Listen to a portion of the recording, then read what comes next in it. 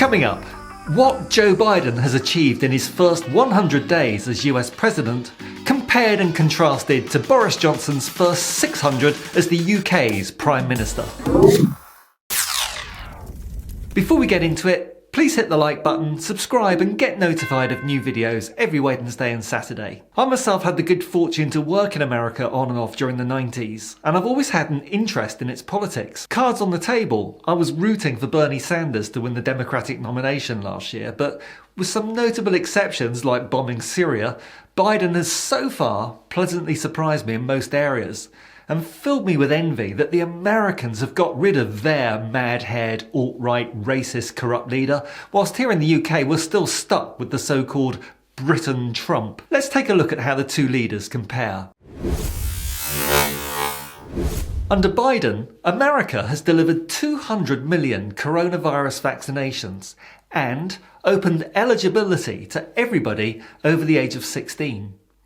Johnson's government here in Britain would have us believe that the UK vaccine rollout has been a huge success, but the 50 million jabs handed out so far has meant that only people north of 40 years old are currently being offered a shot. And remember, Biden inherited a total mess of a vaccination programme from Trump, who once suggested bleach and daylight inside the body would be the better cure for COVID. Despite that, in 100 days, Biden has already outperformed Johnson's efforts over the 150 days since the first vaccine was approved for use in the UK.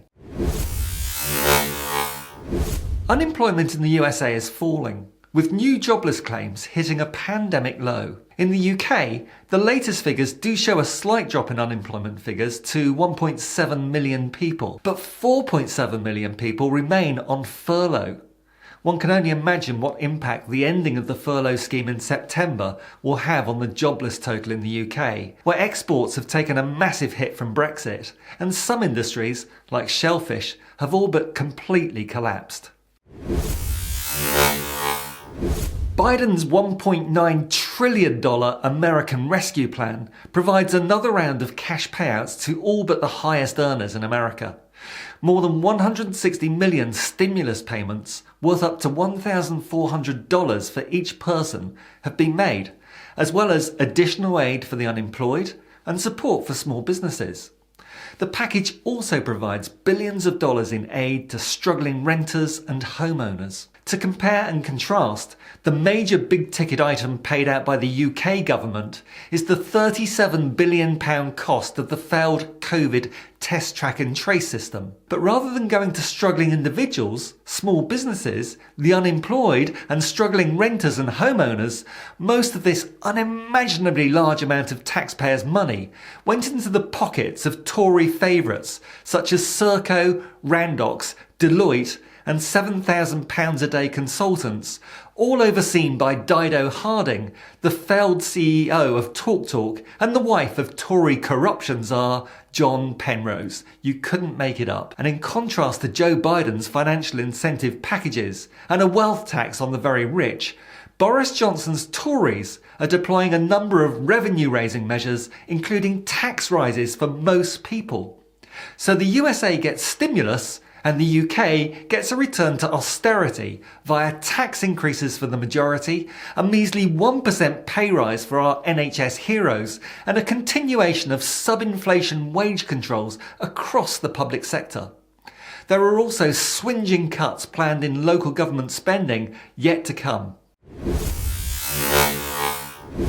Biden has signed executive orders reversing Trump's hardline immigration policies, including ending the travel ban targeting largely Muslim countries, and strengthening the Deferred Action for Childhood Arrivals programme for undocumented people brought into the country as children, the so-called DACA scheme. Biden has also taken action to reverse policies that closed the US border to asylum seekers and low-income immigrants, such a contrast to post-Brexit Britain, where anti-immigration feeling seemed to be the main driver of the Leave vote. In pretty vacant Patel, Johnson has appointed a Home Secretary who uses a racist dog whistle whilst imposing immigration policies that the British Red Cross have branded unfair, and imposing immigrant detention policies that the courts have ruled 3 times breached human rights laws. And any lawyer holding her to account by upholding the human rights laws is branded a lefty do-gooder. 2 decades after the US launched what would become America's longest war, Biden is signalling an end to the ever-expanding US military budget by committing to withdrawing troops from Afghanistan before September the 11th this year. By contrast, Johnson's government have decided we don't spend enough money on defence and has decided to increase the number of Trident nuclear warheads from a limit of 180 to 260, a figure that means that the UK's nuclear sub-programme will swallow around 1/3 of the total defence spending in this country. The Biden administration has issued sweeping sanctions and diplomatic expulsions against Russia in response to Moscow's interference in the 2020 US election, its SolarWinds cyber attack, and its continued occupation and severe rights abuses in Crimea. The Biden administration has also barred US financial institutions from participating in primary financial markets in Russia. Meanwhile, the UK government refuses to follow the recommendations of the Russia report, which I've covered in other Truth to Power videos, meaning that the government here is not even looking for evidence that Russia interfered in the Scottish independence referendum and the Brexit referendum, because they don't want to know the answer. There has, however, been speculation that this report was going to reveal either that Russia had interfered in or sought to influence the referendum. In the committee's view, it's worse than that. The report reveals that no one in government knew if Russia interfered in or sought to influence the referendum because they did not want to know. The UK government have actively avoided looking for evidence that Russia interfered.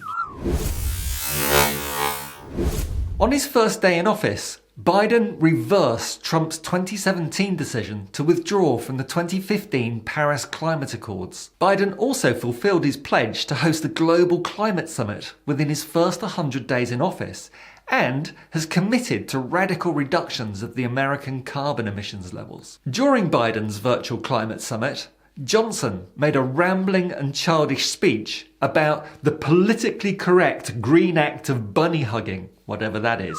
It's vital for all of us to show that this is not all about some expensive, politically correct green act of bunny hugging, or however you want to put it. I'm not even with bunny hugging, but you know what I'm driving at.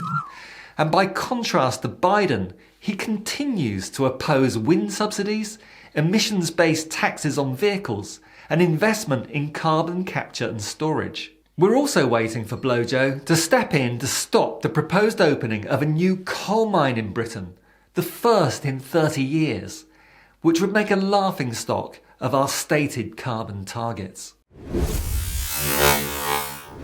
Biden has laid out a massive plan to improve America's infrastructure and shift to greener energy. The roughly $2 trillion proposal would provide funding for roads, bridges, trains, broadband, airports, waterways and ports. He would put billions toward manufacturing, job retraining, housing, schools, veterans hospitals and federal buildings. He would also lay out $400 billion to enhance long-term care services for elderly Americans and those with disabilities, as well as improve the pay of home health workers. The president also wants an additional $1.8 trillion federal investment in education, childcare and paid family leave, and for making community college free for 2 years, investing in a universal preschool program for 3 and 4-year-olds, and providing paid family and medical leave, and helping families afford childcare. To pay for the plan,